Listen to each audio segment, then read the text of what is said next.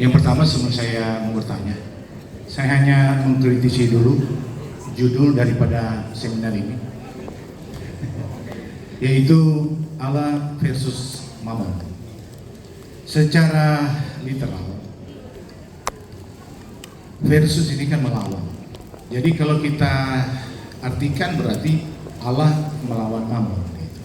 Mungkin panitia, karena ini bukan dari Ibu Rita tapi dari panitia, seolah-olah kesannya Allah yang melawan Mammon, padahal dalam Alkitab yang melawan Allah adalah Lucifer.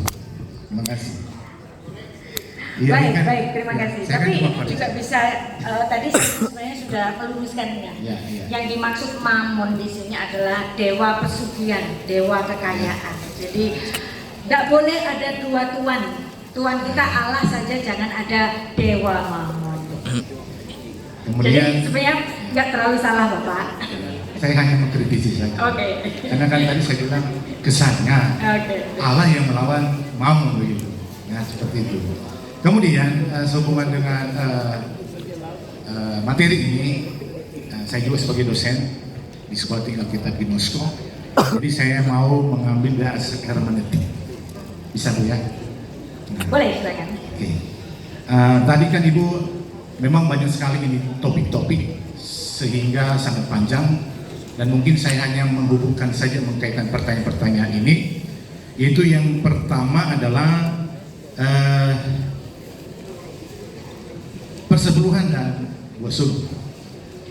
Ya, terima kasih atas mungkin eksegesis daripada Ibu Rima. Tapi kalau secara doktrinal ya pasti gereja GPDI tidak akan setuju. Ya, saya mewakili saya. Karena begini, kami pun juga punya perspektif hermeneutik sendiri. Salah satu yang kita ambil adalah begini. Alkitab itu adalah narasi, kemudian secara general. Artinya di dalam prinsip hermeneutik dipakai 2 Timotius 3 ayat 16, segala tulisan Allah. Artinya perjanjian lama dan perjanjian baru itu adalah satu kesinambungan yang tidak bisa dipisahkan. Makanya tadi ketika dibilang gereja tertentu masih bukan menjalankan, bukan masih, tapi menggunakan prinsip sistem persepuluhan dan buah sulung. Nah, kalau pandangan gereja Pentakosta di Indonesia adalah kami melakukan firman Tuhan, bukan melakukan hukum Taurat. Betul? Karena kami ini bukan di bawah hukum Taurat, tapi di bawah hukum kasih. Kemudian sehubungan dengan itu pun juga karena saya bicara tentang hermeneutik, memang tadi ada satu topik tentang pastor atau gembala adalah Mammon. Nah di sini sebenarnya kalau secara literal ataupun secara teks maupun konteks, kami gembala sebenarnya tadi kalau disinggung tentang absolutisme konflik. Jadi sebenarnya konflik di sini adalah pribadi, ya. Biasanya masuk pada situasional. Makanya saya katakan absolutisme konflik yang terjadi pada manusia. Nah oleh sebab itu kalau bicara Mammon kan sebenarnya bicara kekayaan, uang dan harta. Nah kalau sebagai gembala itu kan bicara mengidolakan sebenarnya kalau buat kami ya. Jadi kasih lingkungan gembala, saya lihat ke arah kanan, rumpi muka sudah pasaing semua, terintimidasi begitu. Oh kasih terobeki bagaimana? Saya pun juga, Bu, selain dosen saya juga gembala. Jadi saya tadi begini, mau bikin apa kami ya? Ya seperti itu. Ya saya makan dada. Dan yang sebenarnya banyak sih. Satu saja yang terakhir, saya ingin perlu penjelasan dari tentunya Ibu Rita sebagai sesama satu kos sebagai dosen. Memang sesuai dengan kompetensi di atas tadi, tentu sebagai ahli sastra Ibrani ya begitu ya. Nah, cuma yang menjadi pertanyaan kami Bu, dalam pembahasan materi ini, Ibu membahas semua topik-topik ini melalui pendekatan teks Ibrani, ya kan Bu? Tapi kan kalau kita mengacu dari prinsip-prinsip hermeneutik bahwa untuk menafsir, mengeksegesis tentunya bukan hanya apalagi di dalam perjanjian baru. Memang Ibu mengacu dari perjanjian lama, kemudian mengambil referensi pada perjanjian baru. Tapi teks dan konteks tentu kita harus perhatikan, sebab saya yakin dan saya tahu bahwa teks dan konteks bahasa Ibrani dan Yunani tentunya berbeda. Itu saja, sehingga buat kami, tapi saya tentunya berterima kasih banyak hal yang kami bisa terima karena memang dari perspektif Ibrani. Terima kasih. Oke, baik. Jadi apa yang disampaikan ini tentu saja mewakili beberapa hamba Tuhan yang tidak setuju dengan apa yang saya sampaikan tadi. Tentu saja. Mengenai ada 3 poin yang saya tangkap di sini mengenai persepuluhan dan buah sulung. Ya, memang ini diterapkan pada beberapa gereja.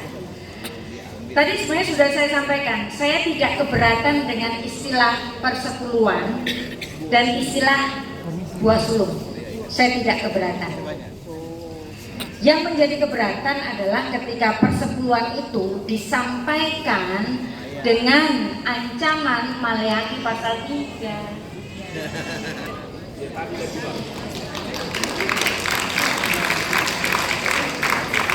Dan satu lagi, sebenarnya saya mengkritik mengenai buah sulung yang diharuskan sebagai gaji pertama, bulan pertama, setiap tahun. Itu nggak manusiawi. Firman Tuhan nggak akan begitu. Karena firman Tuhan yang benar, kalau Anda baca betul-betul dalam kitab Taurat, itu buah sulung itu seberkas. Makanya namanya omerim, seberkas yang bisa dikibas-kibaskan. Kalau seluruh panen kan nggak bisa dikibas-kibaskan. Maka hasil yang terbaik dari panen yang pertama itu yang diberikan seberkas saja, bapak-bapak, ibu-ibu. Kalau dikasihkan semua ke bait Allah kan dia nggak makan. Ya, tentu saja pasti ada pro kontra di sini. Ya, pertama. Lalu yang kedua, mengenai pastor atau gembala yang menjadi mamon. Nah, namanya kan mamon dalam tanda petik. Yang dimana mamon itu artian awalnya itu adalah harta yang terpendam, yang sudah kita baca beberapa ayatnya. Yang kemudian mamon itu kemudian bergeser maknanya menjadi apa? Bapak penanya, saya interupsi sebentar. Saya moderator di sini, Pak dosen yang terhormat. Bapak tadi bertanya, kami sudah menampung pertanyaan. Tetapi ketika ada penjelasan dan Bapak hanya bicara dengan yang lain, nanti tidak bisa masuk. Pertanyaan Bapak tidak ada penjelasan. Ya? Ya? Ya?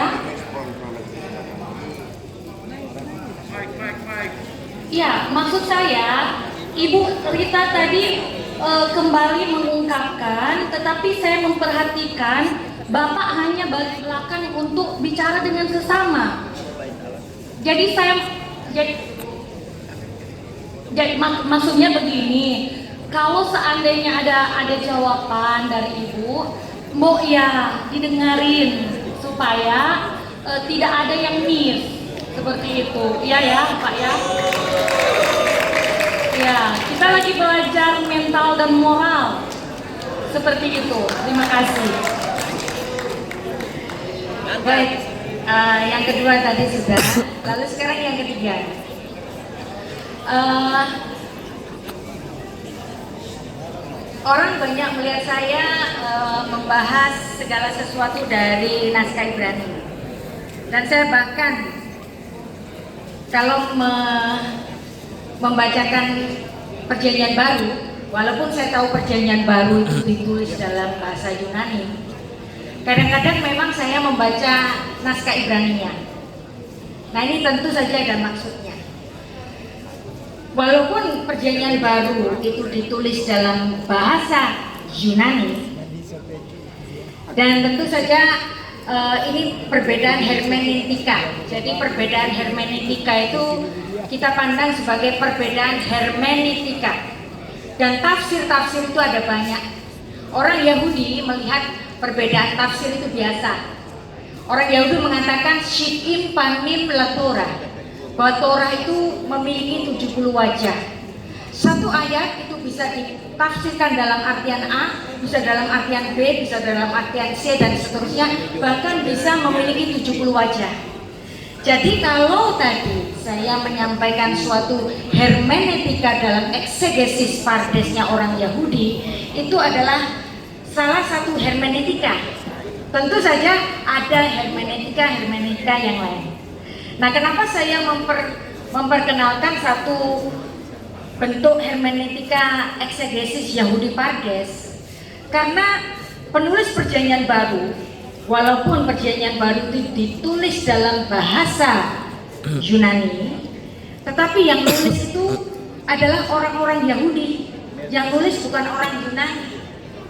Karena murid-murid Kristus adalah orang-orang Yahudi, maka walaupun dia menulis dalam bahasa Yunani, tapi yang dipikirkannya itu tetap orang Yahudi. Bandingkan saya orang yang berasal dari suku Jawa, orang Indonesia. Sehari-hari kalau saya nggak bicara bahasa Indonesia, ya saya ngomong bahasa Jawa. Tapi oleh karena tuntutan dari akademik, saya harus menulis jurnal misalnya.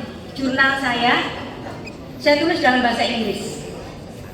Nah, karena saya bukan seorang mother tongue yang berbahasa Inggris, kadang-kadang tulisan saya yang berbahasa Inggris tadi, Inggrisnya jadi Inggris Jawa. Jadi Perjanjian Baru, walaupun ditulis dalam bahasa Yunani, itu bukan sastra Helenistik, tetapi disebutnya sastra Judeo-Greek, sastra Ibrani yang ditulis dalam bahasa Yunani. Kenapa walaupun ditulis dalam bahasa Yunani, tapi kita harus melihat bahwa yang menulis ini adalah orang Yahudi? Contohnya demikian. Anda pasti mendengar suatu kisah yang sangat terkenal. Misalnya Tuhan Yesus mengajar. Setelah Tuhan Yesus mengajar, kemudian Tuhan Yesus memberikan pertanyaan kepada murid-muridnya, calon murid-muridnya ini, ajakan begini, ikutlah aku, ikutlah aku, ikutlah aku. Kemudian ada yang berdalih, ada yang harus mengurus ladangnya dulu, ada yang berdalih dia harus menikah dahulu, ada yang berdalih dia mau menguburkan bapaknya lebih dahulu. Apa jawaban Tuhan Yesus? Jawaban Tuhan Yesus sangat keras, singit banget. Tuhan Yesus berkata, biarkan orang mati menguburkan orang mati. Kenapa? Walaupun Perjanjian Baru ditulis dalam bahasa Yunani, harus dibaca dalam eksegesis Yahudi juga. Ya, ini kan saya sedang memperkenalkan eksegesis Yahudi. Kenapa harus kita baca Yesus Kristus dalam keyahudiannya, bukan dalam keyunanian, teks Yunaninya, enggak, tapi harus dibaca dalam keyahudian Yesus Kristus. Karena di sini ada syarat dengan antropologi budaya dalam kisah ini. Karena antropologi budaya bagi orang Yahudi, apabila seseorang anak laki-laki dan bapaknya meninggal, dia itu nggak boleh kemana-mana, dia harus di rumah, dia harus menjadi pengganti dari bapaknya yang sudah meninggal. Maka nggak ada alasan dia keluar rumah, dia harus mendampingi jenazah bapaknya. Tapi Anda tahu, orang yang berdalih tadi mau nguburin bapaknya, itu ada di kelasnya Yesus. Yang artinya apa? Kalau kita pikir, bagaimana mungkin itu hari kematian bapaknya dia ada di situ? Berarti itu bukan kematian, bukan hari kematian bapaknya. Karena bukan hari kematian bapaknya, maka dia ada di situ. Ya kan? Satu. Terus yang kedua, mari kita kembali pada satu kisah di mana Tuhan Yesus setelah disalib. Setelah Tuhan Yesus disalib, secara jelas nubuat mengatakan dia dikubur di antara orang kaya. Berarti Yesus Kristus dikubur dengan caranya orang kaya. Kalau orang miskin ya udah dikubur selesai begitu saja. Tapi kalau orang kaya, karena dia kaya, maka orang kaya itu bisa membeli sebuah gua untuk kuburan keluarganya. Dan kuburan ini disebut dengan ossuary.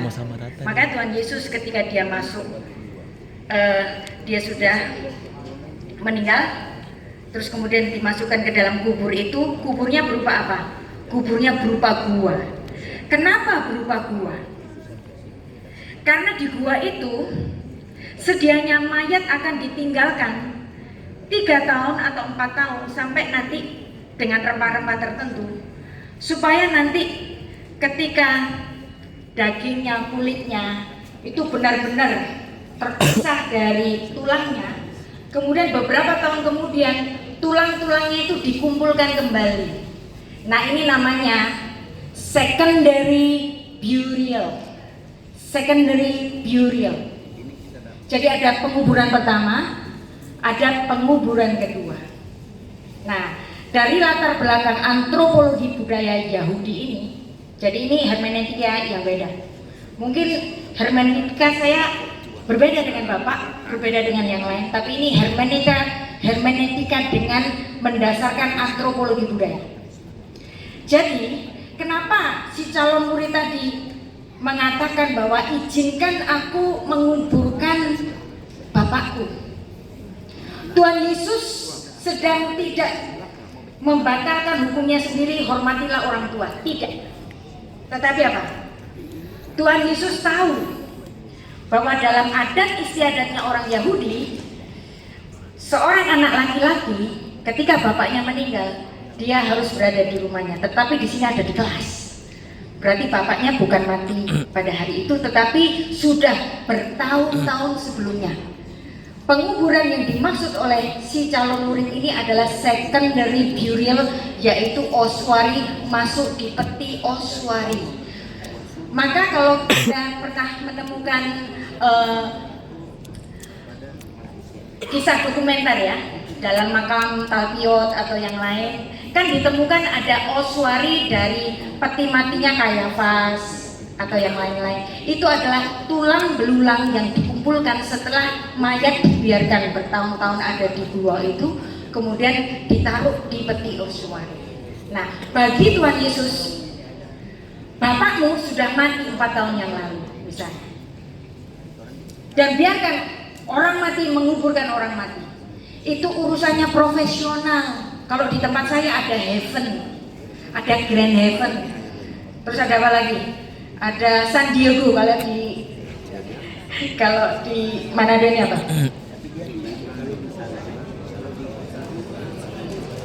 Sama, itu urusannya San Diego. Maka Tuhan Yesus, biarlah orang mati ngurusin orang mati, tetapi aku sang hidup, ikutlah aku.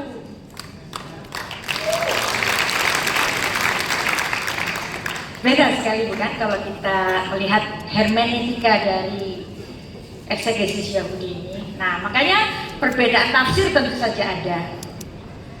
Tafsir yang saya berikan tadi tentu saja Anda tidak terima, ya nggak apa-apa. Karena perbedaan tafsir ini memiliki 70 wajah. Satu ayat yang sama bisa ditafsirkan dengan berbagai-bagai wajah.